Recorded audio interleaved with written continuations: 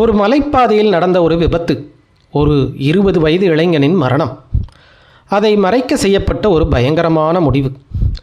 3 மாதங்களுக்கு பிறகு அதே சம்பவம் இன்னொரு கொலையாக கௌதமை துரத்துகிறது. ஒரு மூடிய அறைக்குள் ஒரு பெண் கொலை செய்யப்பட்டு கிடக்கிறாள். அவளுக்கு அருகில் இரத்தக்கரையோடு கௌதம் மயங்கி கிடக்கிறான்.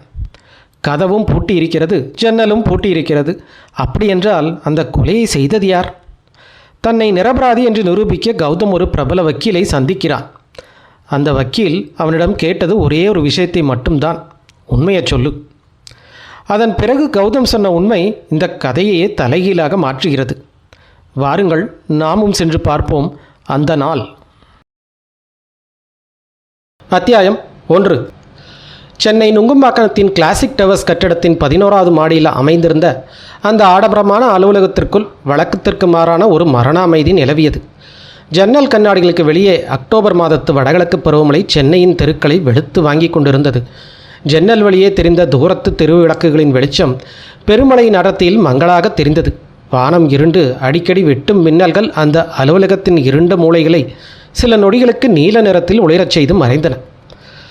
அலுவலகத்தின் பிரதான அறையில் 70 வயதை தாண்டிய ஓய்வு பெற்ற புகழ்பெற்ற குற்றவியல் வழக்கறிஞர் ராமநாதன் தனது கனமான மரத்தேக்கு மஜிக்கு பின்னால் அமர்ந்திருந்தார். அந்த பெரிய அறையில் அவரது மேஜை மீதிருந்த பித்தளை டேபிள் லேம்பின் மஞ்சள் வெளிச்சம் மட்டுமே எரிந்து கொண்டிருந்தது. சுவற்றில் மாட்டப்பட்டிருந்த பழங்காலத்து ஊசல் கடிகாரம் டிக் டிக் என்று சீராக நகரும் சப்தமும் வெளியே மழையின் உரத்த இறைச்சலும் மட்டுமே அங்கிருந்த அமைதியை கலைத்து கொண்டிருந்தன. வக்கீல் ராமநாதன் தன் பார்வையை மேஜை மீதிருந்த தடிமனான ஃபைலின் மீது பதித்திருந்தார். வெள்ளை காகிதங்களில் அச்சிடப்பட்டிருந்த குற்றப்பத்திரிகை, போலீஸ் டிபார்ட்மெண்ட்டின் ஃபோட்டோஸ்கள் மற்றும் சில நியூஸ் பேப்பர்களின் நறுக்குகள் அதில் இருந்தன. தன் தடினமான கண்ணாடி ஃப்ரேமை மூக்கின் நுனிக்கு நகர்த்தி அந்த ஃபோட்டோக்களை அவர் உற்று பார்த்தபோது அவரது அனுபவம் வாய்ந்த நெற்றியில் சுருக்கங்கள் ஆழமாக விழுந்தன. எத்தனையோ கொடூரமான குற்றவாளிகளையும் அதிகார வர்க்கத்தின் சதிகளையும் நீதிமன்றத்தில் உடைத்தெறிந்தவர் அவர். ஆனால் இந்த வழக்கு, இதில் ஏதோ ஒரு விவரிக்க முடியாத மர்மம் ஒளிந்திருப்பதை அவரது அறிவுக்கூர்மை உணர்த்தியது. திடீரென அலுவலகத்தின் கனமான மரக்கதவு மெதுவாக திறக்கும் சத்தம் கேட்டது. கதவின் ஓரத்திலிருந்து பித்தளை கைப்பிடி சுழன்றது. உள்ளே நுழைந்தான் கௌதம். 35 வயதே ஆன சென்னையில் வளர்ந்து வரும் பிரபல சாப்ட்வேர் நிறுவனத்தின் இளம் CEO. அவன் அணிந்திருந்த கருப்பு நிற கோட் மழையில் நனைந்து சுட்டி கொண்டிருந்தது. அவன் தலைமுடி கலைந்து நெற்றியில் ஒட்டியிருந்தது. அவனுடைய முகத்தில் அளவுக்கு மீறிய சோர்வும் அதே சமயம் ஒரு விதமான அடக்கப்பட்ட பயமும் வெளிப்படையாக தெரிந்தது. கையில் ஒரு தோல்பையை இறுக்கமாக பிடித்தபடி உள்ளே வந்தவன் ராமநாதின் பார்வை தன் மீது படுவதை உணர்ந்து தன் முகத்தில் ஒரு போலி அமைதியை வரவழைக்க முயற்சி செய்தான். ராமநாதன் நிமிர்ந்து அவனை பார்க்கவில்லை. காகிதங்களை மெதுவாக தட்டில் அடுக்கிக் கொண்டே சொன்னார். சென்னை மலையில் நுங்கம்பாக்கம் டிராஃபிக்கில் வர்றது எவ்வளோ கஷ்டம்னு எனக்கு தெரியும் கௌதம். ஆனால் இந்த நேரத்தில் நீ என்னை தேடி வந்திருக்கேன்னா நிலைமை எந்த அளவுக்கு மோசமாக இருக்குன்னு நான் புரிஞ்சுக்கிட்டேன். கௌதம் ஒரு கணம் வாயிலேயே தயங்கி நின்றான். பிறகு மெதுவாக அடிமேல் அடி வைத்து வந்து ராமநாதனின் மேஜைக்கு எதிரே இருந்த கனமான தோல் நாற்காலியில் அமர்ந்தான். அவன் கைகள் லேசாக நடுங்கிக் கொண்டிருந்தன. தன் கைகளில் இருந்த பையை மேஜை மீது வைத்தான். இன்னும் 3 மணி நேரத்தில் எனக்கு கோர்ட்டில் ஜாமீன் மனு விசாரணைக்கு வருது சார். கௌதமனின் குரல் கரகப்பாகவும் நடுக்கத்தோடும் இரவிப்பட்டது. நாளைக்கு காலையில் நான் போலீஸோட கஸ்டடியில் இருக்க போகிறேன்னா இல்லை சுதந்திரமாக இருக்க போகிறேனானுங்கிறத நீங்கள் தயார் பண்ணுற இந்த ஒரு ஆர்குமெண்ட் வச்சு தானே சார் இருக்குது. எனக்கு நேரம் ரொம்ப குறைவாக இருக்குது சார். ராமநாதன் தன் மூக்கு கண்ணாடியை கழட்டி மேஜை மீது வைத்தார். அவரது சாம்பல் நிற கண்கள் கௌதமின் முகத்தை ஊடுருவி பார்த்தன. பயப்படாத கௌதம், தோத்து போகிற வழக்குகளை நான் எடுத்து என் 50 வருஷ வக்கீல் வாழ்க்கையை கெடுத்துக்க நான் விரும்பலை. ராமநாதனின் குரலில் ஒரு வித கம்பீரமும் அனுபவத்தின் அழுத்தமும் இருந்தன. ஆனால் நான் கோர்ட்டில் உனக்காக போராடணும்னா நீ என்கிட்ட எந்த விஷயத்தையும் மறைக்கக்கூடாது. சட்டங்கிறது ஒரு சதுரங்க ஆட்டம். எதிராளி என்ன காயை நகுத்து வாங்கிறத விட உன் காயில் என்ன காய் இருக்குங்கிறது எனக்கு முழுசாக தெரியணும். நீ என்கிட்ட பொய் சொன்ன இல்லை பாதி ஏதாவது மறைச்சேன்னா நீதிமன்றத்தில் என்னால் உன்னை காப்பாற்றவே முடியாது. கௌதம் தன் சட்டை பையிலிருந்து ஒரு கைக்குட்டை எடுத்து நெற்றியில் இருந்த வியர்வையும் மழை நீரையும் துடைத்து கொண்டான். நான் உங்ககிட்ட எதுக்கு சார் பொய் சொல்ல போகிறேன்? நான் அந்த பொண்ணை கொல்லலை சார். அந்த ஹோட்டலில் ரூமில் என்ன நடந்ததுன்னு எனக்கு தெரியல. என்னை யாரோ சதி பண்ணி மாட்ட வச்சுட்டாங்க. ராமநாதன் லேசாக புன்னகைத்தார். அந்த சிரிப்பில் ஒரு இளனம் இருந்தது. மேஜை மீதிருந்த பித்தளை தூக்குச்சொம்பிலிருந்து காப்பியை 2 பீங்கான் கோப்பைகளில் ஊற்றினார். ஒரு கோப்பையை கௌதம் பக்கம் நகர்த்தியவாறே சொன்னார். உண்மைக்கும் பொய்க்கும் ஒரு மெல்லிய கோடு தான் வித்தியாசம் கௌதம். ராமநாதன் காப்பியை குடித்தபடியே சொன்னார். அந்த கோட்டை நீ தாண்ட முயற்சிக்கும்போது உன்னோட கண்கள் காட்டி கொடுத்துரும். போலீஸ் கைப்பற்றின அந்த ரூமில் கதவு உள்ளிருந்து பூட்டப்பட்டிருக்குது. ரூம்குள்ளே நீயும் அந்த பொண்ணு சுசித்ராவோட பிணமும் மட்டும்தான் இருந்தது. வேறு யாரும் உள்ளே வரவோ வெளியே போகவோ வழியே இல்லை. அப்படி இருக்கும்போது யாரோ என்ன மாட்ட வச்சிட்டாங்கன்னு சொன்னால் அதை எந்த ஜட்ஜுமே நம்ப மாட்டார். கௌதம் காஃபி கப்பை கையில் எடுத்தவன் அவனது விரல்கள் பீங்கான் கோப்பையில் பட்டு டக் டக்குன்னு சிறிய சத்தத்தை எழுப்பின. அவன் தொண்டை வறண்டு போயிருந்தது. அன்னைக்கு மத்தியானம் கொடைக்கானல் நடந்த விஷயங்கள் ஒரு சாதாரணமான விஷயம் இல்லை சார். கௌதம் பேசத் தொடங்கினான். அவனது பார்வை மேஜை மீது இருந்த விளக்கை விரித்து பார்த்தது. நாங்கள் 2 பேரும் கொடைக்கானலுக்கு போனதே ஒரு பெரிய தப்பு. அங்கேருந்து கிளம்பும்போது தான் அந்த விபரீதம் நடந்து என் கார் கட்டுப்பாட்டை இழந்து. நிறுத்து! ராமநாதபுரம் தன் கைகளை உயர்த்தி அவன் பேச்சை இடைமறைத்தார். எனக்கு கதையோட முடிவை இப்போவே சொல்லாத. உனக்கு தேவை ஒரு வலுவான அலிபி. அதாவது அந்த நேரத்தில் நீ குற்றவாளி இல்லைங்கிறத நிரூபிக்கக்கூடிய ஒரு தெளிவான நிகழ்ச்சிகளோட சங்கிலி. அதை உருவாக்கணும்னா எனக்கு ஒவ்வொரு நொடியும் வேணும். நீ கொடைக்கானலுக்கு ஏன் போன? சுசித்ரா உனக்கு எப்படி அறிமுகம்? அன்னைக்கு மத்தியானம் அந்த மலைப்பாதையில் என்ன நடந்தது? ஒவ்வொன்றையும் விரிவாக சொல்லணும். ஒரு சின்ன விவரத்தை கூட விட்டு வைக்கக்கூடாது. ஜன்னலில் மழைநீர் கோடுகளாக வழிந்து கொண்டிருந்தது. கௌதம் ஒரு நீண்ட பெருமூச்சை விட்டான். அவனது மனக்கண் முன் அக்டோபர் மாதத்து மெட்ராஸ் மலை மறைந்து கொடைக்கானலின் அடர்ந்த பனிமூட்டமும் வளைந்து நெளிந்து செல்லும் மலைப்பாதையும் தோன்றத் தொடங்கின.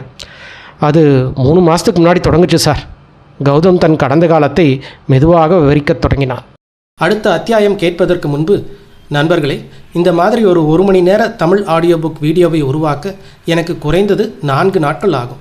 கதையை தேர்வு செய்து வாசிப்பது, ஒலியை சுத்தம் செய்வது, தேவையான எல்லா படங்களையும் உருவாக்கி அனிமேஷனாக மாற்றுவது, முழு video editing, thumbnail, title, description, tags இவை அனைத்தையும் நான் ஒரே ஒரு நபராக செய்து வருகிறேன்.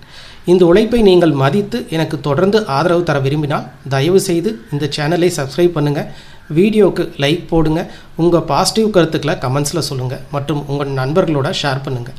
உங்கள் ஒவ்வொரு ஆதரவும் எனக்கு மிகப்பெரிய ஊக்கமாக இருக்கும். மிக்க நன்றி. வாருங்கள் அடுத்த அத்தியாயத்தை தொடருவோம். அத்தியாயம் 2.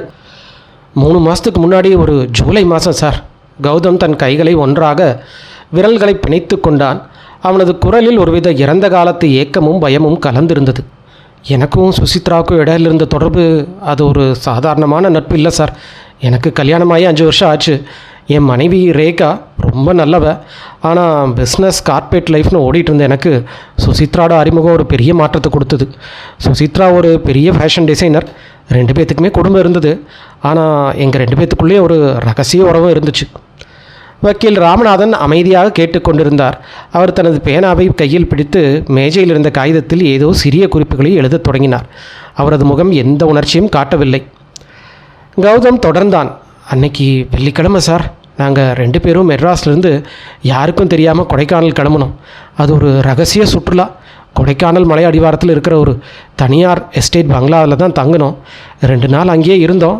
ஞாயிற்றுக்கிழமை மத்தியானம் மறுபடியும் நாங்கள் மெட்ராஸுக்கு கிளம்ப வேண்டிய சூழ்நிலை வந்தது.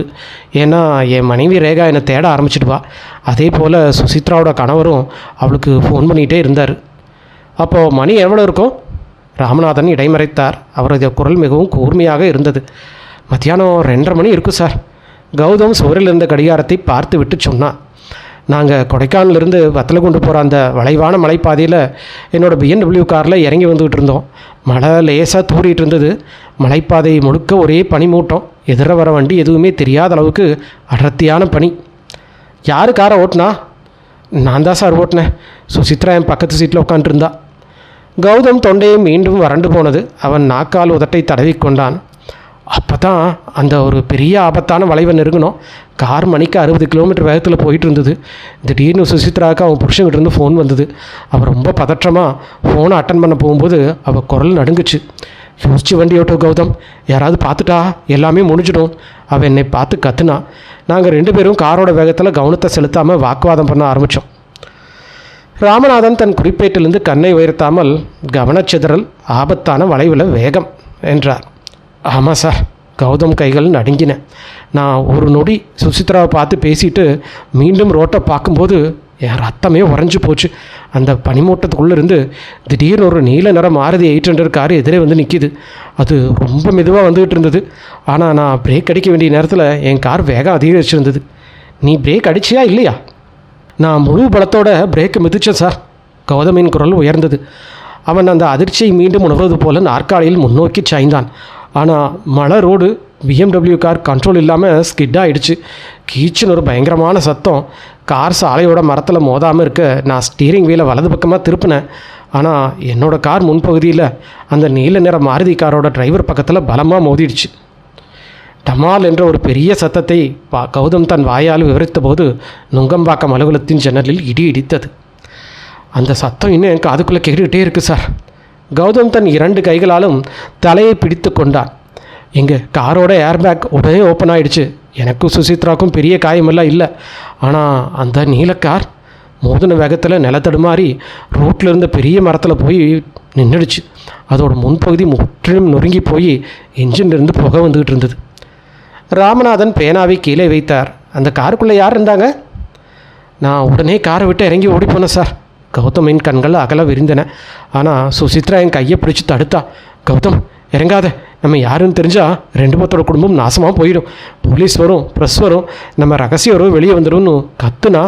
ஆனால் நான் அவளை மீறி ஓடி போய் அந்த மாருதி காரோட ஜன்னல் வழியாக எட்டி பார்த்தேன். கௌதம் ஒரு நொடி நிறுத்தினான். அவன் மூச்சுக்காற்றும் சீரற்றதாக மாறியது.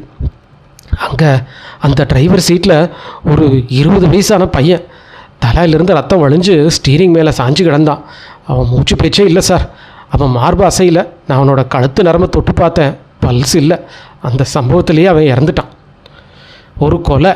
ராமநாதன் குரல் மிக தாழ்ந்த அலைவரிசையில் கேட்டது. வாபன வேகத்து மூலமாக நடந்த ஒரு மரணம். ஆமாம் சார். நான் பயத்தில் அலறிட்டேன். கௌதம் தன் சட்டை காலரி இருக்க பிடித்து இழுத்தான். நான் போலீஸுக்கு ஃபோன் பண்ணலான்னு என் மொபைல் எடுத்தேன். ஆனால் சுசித்ரா காரை விட்டு இறங்கி வந்து என் கையிலேருந்து ஃபோனை பிடுங்கி வீசிட்டான். பைத்தியக்காரத்தனம் பண்ணாத கௌதம். இவன் செத்துட்டான். இனி இவனை காப்பாற்ற முடியாது. ஆனால் நாம் இங்கே மாட்டிட்டா நம்ம 2 பேர்த்தோட வாழ்க்கையும் முடிஞ்சிடும். இந்த மலைப்பாதையில் இப்போதைக்கு வேறு எந்த வண்டியும் வரல. பனிமூட்டம் அதிகமாக இருக்குது. நம்ம உடனே இங்கேருந்து கிளம்பிடலாம் அப்படின்னா. நீ அவன் சொன்னதை கேட்டு பணத்தை அப்படியே விட்டுட்டு ஓடிட்டு வந்துட்டியா என்ன?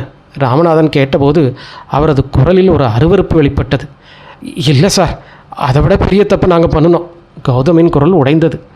அந்த பையனோட உடம்பையும் அவனோட காரையும் அந்த மலைப்பகுதியிலேருந்து அப்படியே கீழிருந்த ஆழமான பள்ளத்துக்குள்ளே தள்ளிடலான்னு சுசித்ரா பிளான் பண்ணால் விபத்து நடந்த அடையாளமே இல்லாமல் பண்ணிட்டா போலீஸ் அதை வெறும் காணாமல் போன வழக்காக எடுத்துக்குவாங்கன்னு சொன்னான். ராமநாதன் லேசாக தலையசைத்தார். ஒரு தப்பை மறைக்க இன்னொரு பெரிய தப்பு. அப்புறம் என்னாச்சு? நாங்கள் 2 பேரும் சேர்ந்து அந்த மாருதிக்காரை மெதுவாக தள்ளி ரோட்டோரத்தில் இருந்த பள்ளத்தை நோக்கி நகர்த்தினோம். கௌதம் தொடர்ந்தான். அப்போது தூரத்தில் ஒரு வண்டியோட வெளிச்சம் தெரிஞ்சுது. ஒரு பெரிய லாரி மலைப்பகுதியில் ஏறி வந்துட்டு இருந்தது. நாங்கள் பதட்டத்தில் காரை வேகமாக தள்ளினோம். அந்த மாருதி கார் பள்ளத்தாக்கில் உருண்டு விழுந்து டமால் மரத்துலெல்லாம் மோதி கீழே விழுந்த சத்தம் கேட்டது. நாங்கள் உடனே ஓடி வந்து BMW காரி ஏறி உட்காந்தோம். அந்த லாரி அவங்கள பார்த்தாங்களா? இல்லை சார். பனி மூட்டத்தில் அந்த லாரிக்காரை எங்களை பார்க்கல. அவன் எங்களை கடந்து போயிட்டான். ஆனால் கௌதம் நிறுத்தினான். ஆனால் என்ன? அந்த ஆக்சிடெண்ட் நடக்கிறதுக்கு கொஞ்சம் நேரத்துக்கு முன்னாடி நாங்கள் ரோட்டோரத்தில் காரை நிறுத்தி வச்சுருக்கும்போது அந்த வழியாக ஒரு வயசான பெரியவர் எங்களை பார்த்தாரு சார். கௌதமின் குரலில் மீண்டும் பயம் தொற்றி கொண்டது. அவர் ஒரு பழைய லேம்ப்ரெட்டா ஸ்கூட்டரில் வந்துகிட்டு இருந்தார். எங்கள் காரோட நம்பரையும் என் முகத்தையும் அவர் நல்லா உத்து பார்த்தாரு. அது மட்டும் இல்லை, அந்த ஆக்சிடெண்ட் நடந்து முடிஞ்ச உடனே அந்த மாருதி காரோட ஓனரோட நாய் ஒன்று பக்கத்தில் இருந்த புதர்லேருந்து வெளியே வந்து எங்களை பார்த்து பயங்கரமாக குறைக்க ஆரம்பிச்சிது. கௌதம் தன் நாற்காலியில் சாய்ந்து அமர்ந்தார். அப்போது அந்த விபத்துக்கு ஒரு சாட்சி இருக்குது. அந்த ஸ்கூட்டர் பெரியவர். ஆமாம் சார். கௌதம் பெருமூச்சு விட்டான். அந்த பையனோட உடம்பையும் காரையும் பள்ளத்தில் தள்ளி விட்டுட்டு நாங்கள் தப்பிச்சு மெட்ராஸுக்கு வந்துட்டோம். எல்லாமே முடிஞ்சதுன்னு நினச்சோம். ஆனால் அங்கே தான் எங்களோட உண்மையான நரகமே ஆரம்பிச்சுது. அத்தியாயம் 3. ஜன்னலுக்கு வெளியே இடிமுழக்கமும் சென்னையின் வானத்தை கிழித்தது. வக்கீல் ராமநாதன் அறையிலிருந்து பித்தளை விளக்கின் வெளிச்சமும் மின்னல் தாக்கத்தால் ஒரு கணம் மினுமினுத்து அடங்கியது. ராமநாதன் தனது கையின் மேஜையின் மீது குறுக்காக கட்டிக்கொண்டு கௌதமின் முகத்தையே உற்று பார்த்தார். அந்த அமைதியான தியானம் போன்ற பார்வையே கௌதமை மேலும் பதற்றத்தை கொடுத்தது. ஒரு விபத்தை மறைக்க பிணத்தை பள்ளத்தாக்கில் தள்ளிட்டீங்க.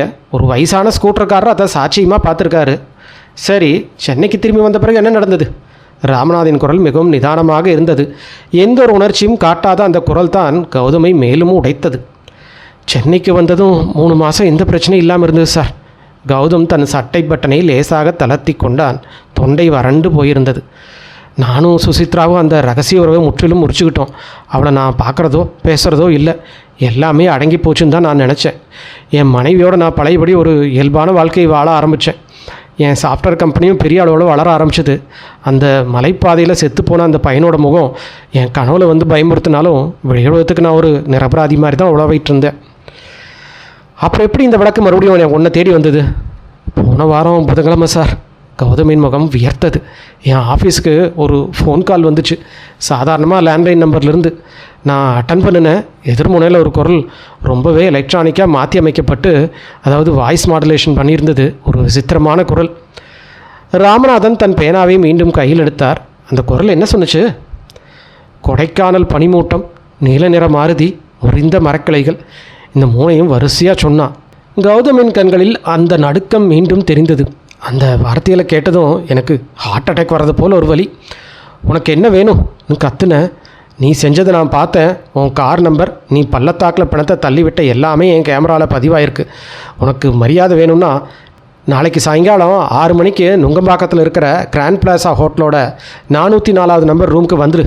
கூடவே 10 லட்ச ரூபா பணத்தை எடுத்துகிட்டு வான்னு சொல்லிவிட்டு ஃபோனை வச்சுட்டான். பிளாக்மெயிலா? ராமநாதன் லேசாக புன்னகித்தார். ஒரு கொலைகாரனுக்கு வர ரொம்ப சாதாரணமான அழைப்பு. அப்புறம் நீ என்ன செஞ்ச? நான் உடனே சுசித்ராவுக்கு ஃபோன் பண்ணேன். கௌதம் தன் நாற்காலியின் முன்னோக்கி சாய்ந்தபடியே தொடர்ந்தான். அவளுக்கும் அதே மாதிரி ஃபோன் கால் வந்திருக்கு. நாங்கள் 2 பேரும் ரொம்ப பயந்து போய் மறுநாள் ஈவினிங் நுங்கம்பாக்கம் ஹோட்டல் இருக்கிற சந்திக்கிறதா முடிவு பண்ணோம். அப்போது அந்த 404வது நம்பர் ரூமுக்கு உங்களை வரவழைச்சது அந்த பிளாக்மெயிலர். ஆமாம் சார். நேற்று ஈவினிங் 5:30 மணிக்கு நான் அந்த ஹோட்டலுக்கு போனேன். கௌதம் அன்று நடந்த ஒவ்வொரு நொடியும் விவரிக்க தொடங்கினான். நான் அந்த ஹோட்டலோட லிஃப்ட்டில் 4வது மாடிக்கு போனேன். காரிடார் ரொம்ப அமைதியாக இருந்தது. 404வது கதவு லேசாக திறந்துருந்தது. நான் மெதுவாக கதவு திறந்துட்டு உள்ளே போனேன். ரூமில் சுசித்ரா ஏற்கனவே வந்து உட்காந்துருந்தா. அவன் முகம் ரொம்பவே வெளுத்து போய் ஒரு மாதிரி மரத்து போய் உட்காந்துட்டு இருந்தா. நான் கொண்டு போன பணப்பையும் மேஜை மேலே வச்சேன். அந்த பிளாக்மெயில் அங்கே வந்தானா? இல்லை சார். ரூமில் நாங்கள் 2 பேர் தான் இருந்தோம். கௌதம் தனது நெற்றியிலிருந்து வழிந்த வியரை மீண்டும் துடைத்தான். 6 மணி வரைக்கும் நாங்கள் வெயிட் பண்ணோம். யாருமே வரல. அப்போ தான் ஒரு விஷயமே என் மூளைக்கு உரைச்சிது. என்ன விஷயம்? அந்த ஹோட்டலோட அரைமைப்பு ஒரு மாதிரி விசித்திரமாக இருந்தது சார். கௌதம் குரலின் நடுக்கத்தில் தழுதழுத்தது. கண்ணாடி ஜன்னல்கள் எல்லாமே தடிமனான திரைகளால் மூடப்பட்டிருக்கு. கதவோட சுவாபித்தாரும் உள்ளிருந்து அடைக்கப்பட்டிருந்தாங்க. நாங்கள் உள்ளே நுழைஞ்சது யாரோ அந்த ரூமை வெளியிலிருந்து இல்லை, உள்ளிருந்து லாக் பண்ண மாதிரி ஒரு உணர்வு. நான் கதவை திறந்து பார்க்க போனேன். ராமநாதன் தன் பார்வையை மேஜை மீது இருந்த ஃபோட்டோவின் மீது திருப்பினார். அதில் சுசித்ராவின் உடல் ஹோட்டல் அறையின் தரையில் இரத்த வெள்ளத்தில் கிடந்தது. கதவை திறக்க போனியா? அப்புறம் என்ன ஆச்சு? நான் கதவோட கைப்பிடியை திறக்க திருப்பினேன். ஆனால் அது திறக்கலை. கௌதம் தொண்டை மீண்டும் அடைத்தது. அது உள்ளிருந்து லாக் ஆயிருந்தது சார். திடீர்னு எனக்கு பின்னாடி இருந்து ஏதோ ஒரு கனமான பொருளால் என் தலையில் பலமாக ஒரு அடி விழுந்தது. டங்குன்னு ஒரு சத்தம். என் கண்ணு முன்னாடியே எல்லாம் இருட்டாயிடுச்சு. நான் தரையில் சரிஞ்சு விழுந்துட்டேன். உன்னை தாக்குனது யாருன்னு பார்த்தியா? இல்லை சார். ரூம் ரொம்ப இருட்டாக இருந்தது. நான் மயக்கமாயிட்டேன். எனக்கு எவ்வளோ நேரம் மயக்கமாக இருந்ததுன்னு தெரியல. ஆனால் நான் முழிச்சு பார்க்கும்போது கௌதம் சொல்ல முடியாமல் திணறினான். அவன் கண்கள் நீரை சுரந்தன. நான் முழிச்சு பார்க்கும்போது என் உடம்பெல்லாம் ரத்தம். என் கையில் ஒரு பெரிய கண்ணாடி ஆஸ்ட்ரே. அந்த ஆஸ்ட்ரேயெல்லாம் சுசித்ராவோட தலையை பலமாக அடிக்கப்பட்டிருந்தது. அவன் காலடியில் ரத்த வெள்ளத்தில் பிணமாக கிடந்தா சார். ராமநாதன் தன் நாற்காலியில் சாய்ந்தமர்ந்தார். அவரது கண்கள் இப்பொழுது கௌதமை ஒரு விசித்திரமான சந்தேகத்துடன் உருவி பார்த்தன. கௌதம், ராமநாதன் மிகவும் மென்மையாக ஆனால் உறுதியான குரலில் பேசத் தொடங்கினார். நீ என்ன சொல்கிறேன்னு உனக்கு புரியுதா? நீ மயக்கத்துலேருந்து எந்திரிக்கும் போது சுசித்ரா செத்து கிடக்கிறா. உன் கையில் கொலைக்கான கருவி ஆஸ்ட்ரே இருக்குது. ஆனால் அந்த அறையோட கதவு நீங்கள் உள்ளிருந்து பூட்டியிருக்கீங்க. ஜன்னல் எல்லாமே உள்ளிருந்து லாக் ஆகிருக்கு. எந்த ஒரு 3வது நபரும் அந்த ரூம்குள்ளே வரவோ வெளியே போகவோ வழியே இல்லை. அதுதான் சார் எனக்கும் புரியல.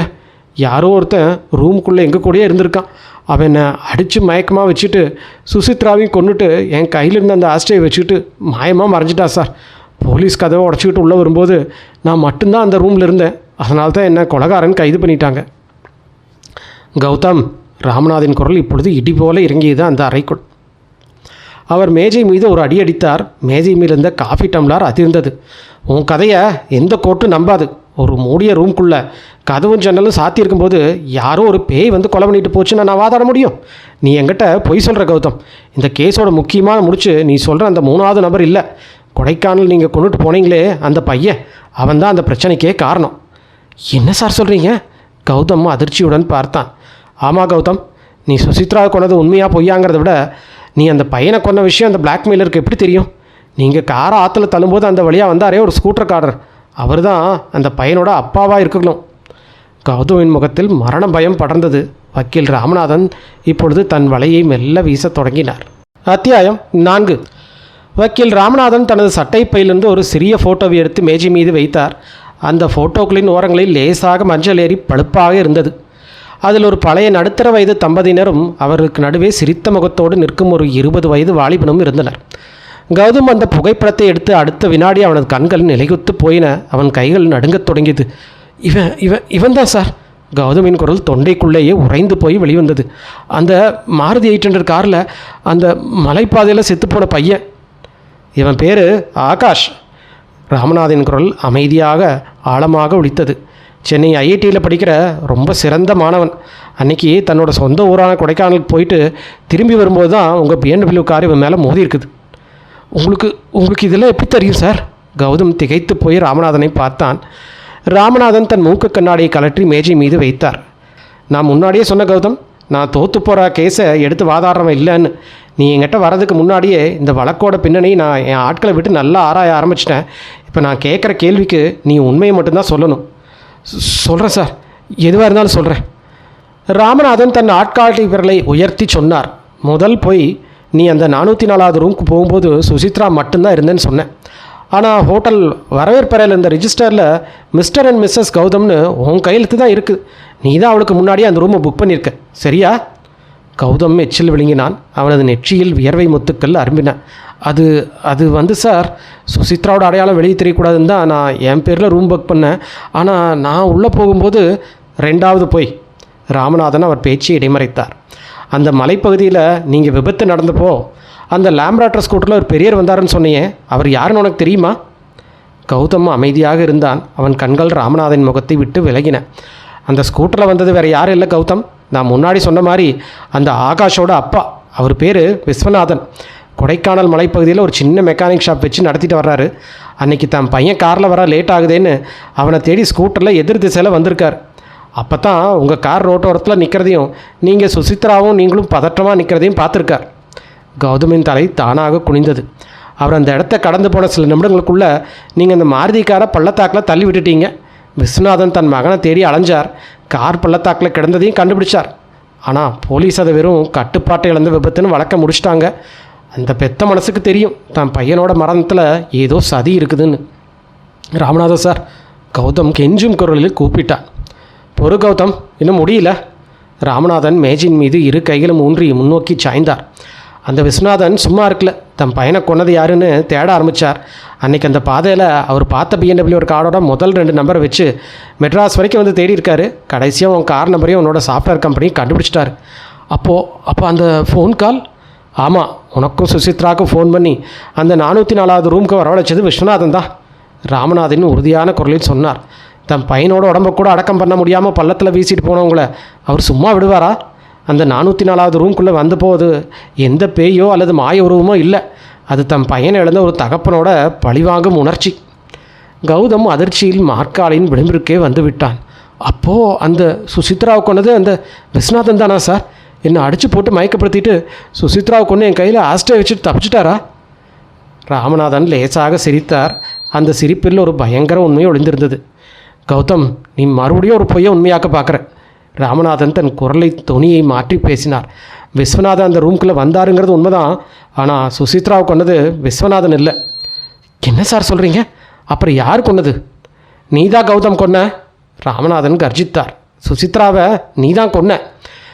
இல்லை சார், நான் கொல்லலை. நான் தான் மயக்கமாக இருந்தேனே. நீ மயக்கமாக நடிக்கிற. ராமநாதன் மேஜை மீது இருந்த ஃபைலை மூடினார். விஸ்வநாதன் அந்த ரூம்குள்ளே வந்து உங்களை மிரட்டின போது நீங்கள் 2 பேருமே பயந்துட்டீங்க. சுசித்ரா மனசுடைஞ்சு போயிட்டா நம்ம போலீஸில் சரணடைஞ்சிடலாம் கௌதம். இந்த பாவத்தை நம்மளால் நீ சுமக்க முடியாதுன்னு சுசித்ரா கதறி இருக்கா. ஆனால் உனக்கு உன்னோட சொத்து, உன் பிஸ்னஸ், உன்னோட கௌரவம் முக்கியமாக இருந்தது. சரணையை சொன்ன அந்த சுசித்ராவை உன்னோட உண்மையை வெளிப்படுத்துகிறோங்கிற பயத்தில் நீயே அந்த ஆஸ்ட்ராவை அடித்து கொன்னுட்ட. அப்புறம் நீயே உன் தலையில் லேசாக காயத்தை ஏற்படுத்திட்டு மயக்கமாக கிடந்தது போல் நாடகம் ஆடியிருக்க. அந்த அறையில் இடி முடங்கியது. கௌதமின் முகம் முற்றிலும் வெளுத்து போய் அவனது உடல்கள் நடுங்கின. இல்லை சார், இல்லை, இது உண்மை இல்லை. கௌதம் திக்கி திணறினான். அதுதான் உண்மை கௌதம். ராமநாதன் தன் பேனாவை கையில் எடுத்தார். நீ சொல்கிற கதையை வச்சுட்டு கோர்ட்டில் நம்மளால் ஜெயிக்க முடியாது. ஆனால் நான் சொல்கிற இந்த உண்மையை கோர்ட்டில் ஒத்துக்கிட்ட உனக்கு தூக்கு தண்டனையும் தப்பிச்சு ஆயுள் தண்டனையாவது வாங்கி தர முடியும். இப்போ சொல்லு, நான் சொல்கிறது தானே உண்மை? கௌதம் தன் இரு கரங்களையும் முகத்தை மூடிக்கொண்டான். அவன் மனதின் கடைசி தடுப்புச் சுவரும் உடையத் தொடங்கியிருந்தது. அத்தியாயம் 5. அறைக்குள் மலையின் இரைச்சல் மட்டுமே கேட்டுக்கொண்டிருந்தது. சுவற்றில் இருந்த ஊசல் கடிகாரம் தனது டிக் டிக் சத்தத்தால் நேரத்தின் கணக்கீட்டை நினைவுபடுத்தி கொண்டே இருந்தது. கௌதம் தன் முகத்திலிருந்து கரங்களை மெதுவாக எடுத்தான். அவனது கண்களில் இருந்த அந்த போலி நிரபராதித்தனம் முற்றிலும் மறைந்து ஒரு கொடூரமான குற்றவாளியின் வெறுமை படர்ந்திருந்தது. அவனது உதடுகள் லேசாக துடித்தன. கௌதமின் குரல் இப்பொழுது மிகவும் தாழ்ந்த உடைந்த துணியில் வெளிப்பட்டது. ராமநாதன் சார், நீங்கள் நினச்சதை விடவும் நான் ரொம்ப கேவலமானவன் சார். வக்கீல் ராமநாதன் தனது நாற்காலியிலிருந்து சற்றே பின்னால் சாய்ந்து அமர்ந்தார். அவரது முகத்தில் எந்தவித ஆச்சரியமும் வெளிப்படவில்லை. ஒரு திறமையான வேட்டைக்காரன் தனது பொறியில் இறை விழுந்து விட்டதை உணர்வது போன்ற அமைதி மட்டுமே இருந்தது. சொல்லு கௌதம், அந்த ரூம்குள்ளே நடந்தது உண்மையிலேயே என்ன? கௌதம் ஒரு நீண்ட பெருமூச்சை விட்டான். அவனது கைகள் மேஜை மீது கிடந்த காஃபி கோப்பையை இறுக்கமாக பற்றி கொண்டது. அன்னைக்கு அந்த 404வது ரூமில் விஸ்வநாதன் வரல சார். கௌதம் மெதுவாக தன் உண்மை கதையை விவரிக்கத் தொடங்கினான். அந்த ஃபோன் கால் வந்தது உண்மைதான். நாங்கள் அந்த ரூமுக்கு வந்ததும் உண்மைதான். ஆனால் ரூம்குள்ளே வந்த சுசித்ரா முற்றிலும் உடஞ்சி போயிருந்தா. அவள் கையில் ஒரு டைரி இருந்தது. என்ன டைரி? கொடைக்கானல் விபத்து நடந்த அன்றைக்கி ராத்திரியிலிருந்து அவள் எழுதின டைரி சார். கௌதமின் கண்கள் மீண்டும் சிவந்தன. அவள் அழுதுகிட்டே சொன்னான், கௌதம், அந்த பையன் ஆகாஷோட அம்மா என் கடையில் பூ வாங்க வர்றவங்க தான். அந்த அம்மாவும் பையனும் தான் இங்கே தங்கியிருந்தாங்க. அந்த அம்மா தன் பையனை காணோன்னு தினமும் அழுது புலம்புறதை பார்க்கும்போது எனக்கு செத்துடலாம் போல் இருக்குது. நம்ம செஞ்ச பாவத்துக்கு மன்னிப்பே கிடையாது. நான் போலீஸ்கிட்ட போக போகிறேன். அந்த பள்ளத்தாக்கில் ஆகாஷோட உடம்பை நம்ம தான் தள்ளி விட்டோன்னு சாட்சியம் சொல்ல போகிறேன் அப்படின்னு சொன்னான். ராமநாதன் அமைதியாக கேட்டுக்கொண்டிருந்தார். நான் அவகிட்ட கெஞ்சினேன் சார். கோமதியின் குரல் மீண்டும் கோரத்தனம் வெளிப்பட்டது. சுசித்ரா, பைத்தியக்கார்த்தனம் பண்ணாத. நீ போலீஸ்கிட்ட போனால் உன் குடும்பம் அழியும், என் சாஃப்ட்வேர் கம்பெனி அழியும், என் கௌரவம் அழியும். நம்ம இவ்வளோ தூரம் வந்துட்டோம், இனி பின்வாங்க முடியாதுன்னு சொன்னேன். ஆனால் அவள் கேட்கல. அவள் தன்னோட பையிலிருந்து ஃபோனை எடுத்து போலீஸ் கண்ட்ரோல் ரூம் நம்பரை டயல் பண்ண ஆரம்பித்தான். கௌதம் தன் இரு கைகளையும் தலையில் வைத்து கொண்டான். எனக்கு என்ன பண்ணுறதுனே தெரியல சார். என் கண்ணு முன்னாடி என் சொத்து, என் அதிகாரம், என் கௌரவம் எல்லாமே காற்றுல பறக்கிற மாதிரி இருந்தது. டேபிள் மேலே அந்த பார்வைக்கு வைக்கிருந்த அந்த கனமான பளிங்குக்கல் ஆஸ்ட்ரே இருந்தது.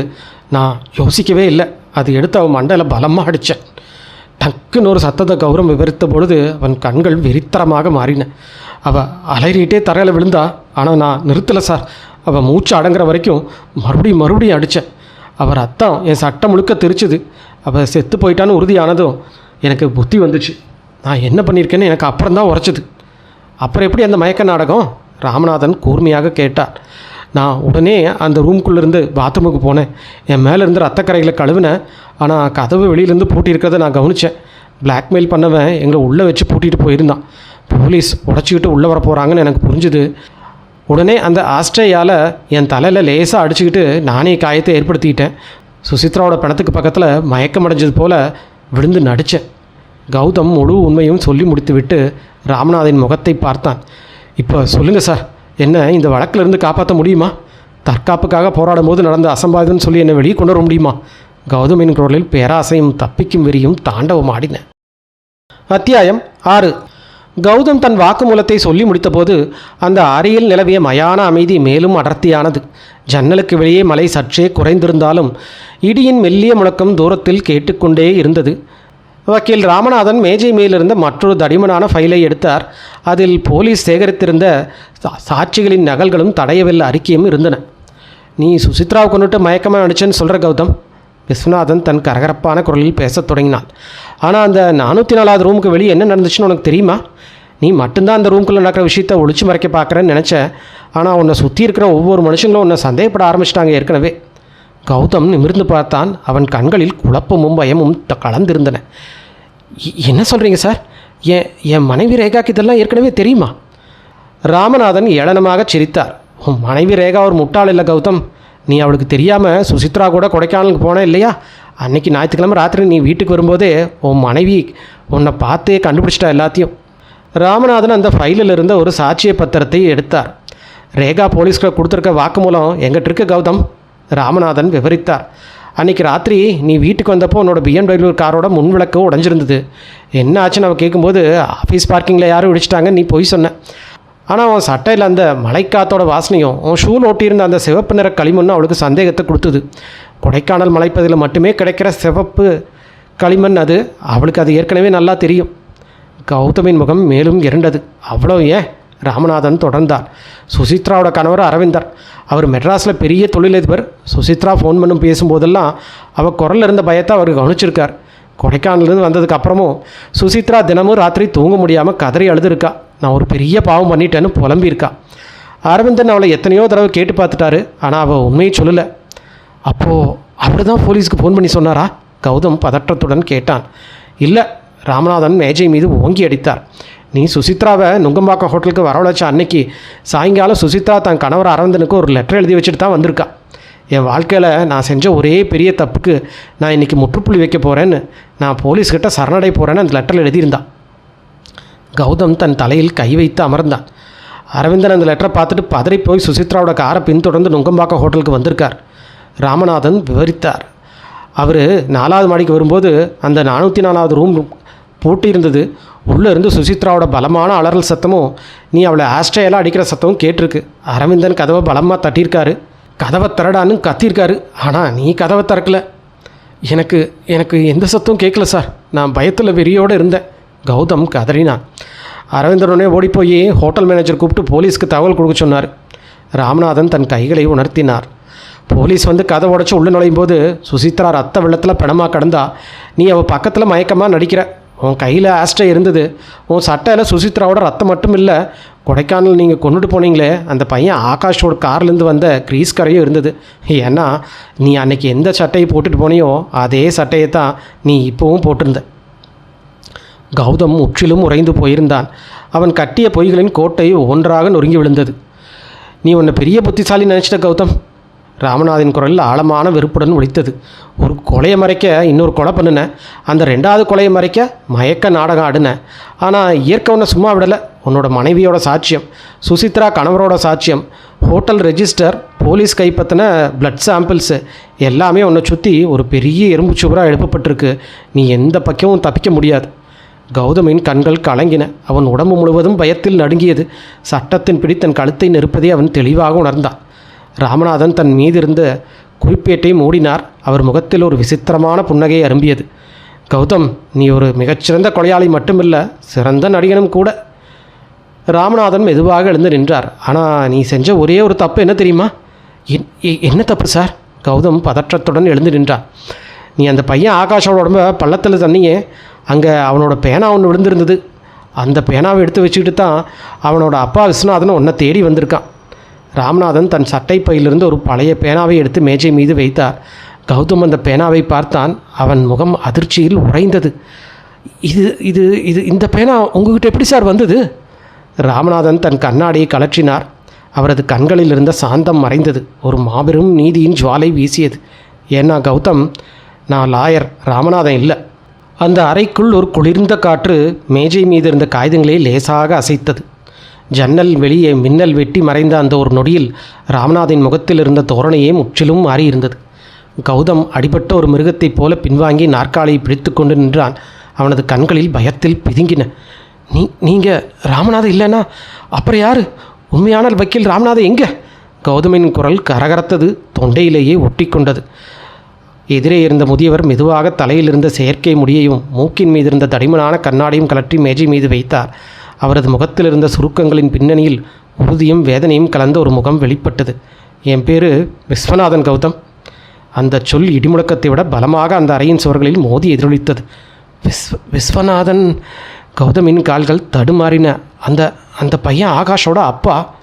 ஆமாண்டா. விஸ்வநாதன் குரல் இப்பொழுது எரிமலை போல வெடித்தது. அவரது கண்களில் இருந்து தாரை தாரையாக கண்ணீர் வழிந்தது. கொடைக்கானல் மலைப்பகுதியில் தான் பையனை காப்பாற்ற முடியாமல், அவனோட பிணத்தை கூட அடக்கம் பண்ண முடியாமல் பள்ளத்தில் தூக்கி வீசப்பட்ட அந்த பாவி தகப்பன் தாண்டா நான். கேட்குறியா? எங்களோட கதையை நீ கேட்குறியா? கேளு. அத்தியாயம் 7. விஸ்வநாதனின் கண்களில் அந்த ஆக்சிடென்ட் நடந்த நாளை மீண்டும் மெதுவாக புரட்டத் தொடங்கினார். ஜூலை மாதத்தின் அந்த மழைக்கால இரவில் கொடைக்கானல் பாதையில் விஸ்வநாதன் தன் லாம்ப்ரெட்டா ஸ்கூட்டரை நிறுத்திய போது சுற்றிலும் அடர்ந்த பனிமூட்டம் சூழ்ந்திருந்தது.